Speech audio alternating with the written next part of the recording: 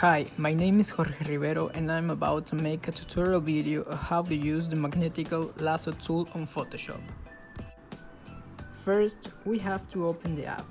Now that it's open, we have to create a new file right here. We click on OK and we are ready to start. After that, we have to go to the File option right here and click on the option it says Open.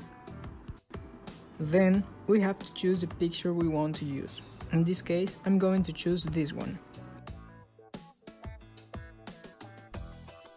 Now we have the picture and then we are going to click on this option, the magnetic lasso tool. This tool helps us to cut a picture the way we want. In this case, I just want to cut all of the borders of the person. After that, we can start. We have to delimitate all of the borders of this person.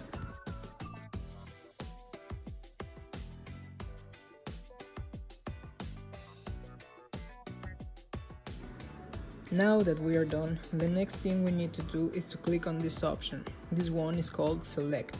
Now we wrap the picture to the new file that we already opened, and that's it. Finally, as we can't see the picture, we click on this option called Zoom, and that's how it's done. Thank you.